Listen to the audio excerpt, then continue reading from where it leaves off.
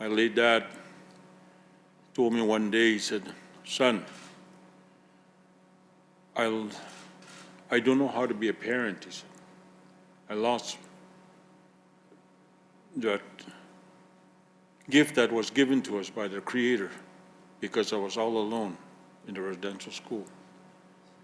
You know, many times I wanted to say, I love you. I wanted to give you a hug, but I didn't know how."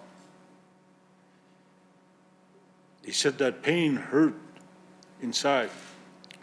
Some complained because of physical pain that they encountered in the residential school.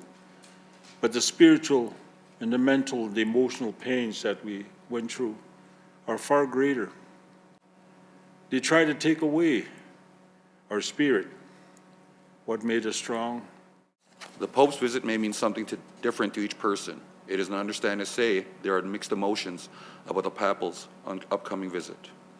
I feel we need to be prepared for the fallout from these events. There must be enough mental health support and hotline resources available to help the thousands of people who will be dealing with the aftermath for the weeks, months, and years to come. Our people should also look to ceremonies and medicinals to help heal. With the events, the world is learning more of our history. We are the subject of conversations happening in homes across this country. I feel the attitudes are shifting and hearts are opening to us as who we are as people. Remember that however these events may make you feel, your feelings matter and you are not alone. Pope Francis's apology is an acknowledgement of the Church's role in the harm and pain caused to Indigenous peoples living in this area. Some First Nations peoples are practicing Catholics. For them, they see this as a moment of celebration and acknowledgement, while some community members are angry and still struggling. They do not want to forgive the Church and how the Church's actions changed the trajectory of their lives. For others, the apology is a validation of their experience. It either marks the start of their healing journey or helps them find the closure they need to keep moving forward. There was pain, you know. I'll tell you, my brother was 16 when he came home. First thing he did is he went and hung himself. He was only 17 years old.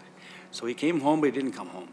And so we think about all those, what could have happened, how could, if he was still here, his name was Brian, if he was still here, how would his life have transpired and how great of a person he could have been. So those are some of the truths that need to be revealed, and some of us will watch. For myself, to watch the possible 15,000 people sit in front of me to see the expressions on their face, whether it's like a time where they're gonna just feel like, oh, this is such a good feeling, or it might go the other way around.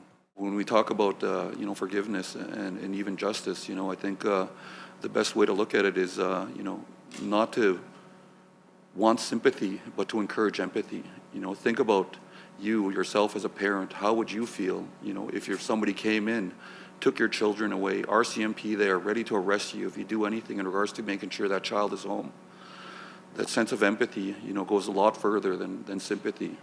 It shows the fact that, we did suffer these hardships, and when a person puts themselves in that type of situation, whether they feel that, knowing that if somebody took their child, it shows that,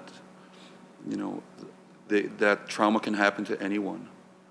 And I just hope, we all in this country, work toward that common interest of learning more about each other, and putting this history in a forefront as part of that discussion is part of that healing process for us.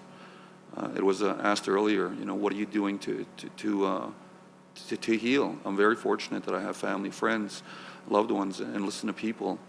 But in the end, it's that healing process that has to work together within this country. And I think that truth and reconciliation and calls to actions, especially in learning about who we are as an ancestral people, our history, our language and culture, go a lot further in that healing process.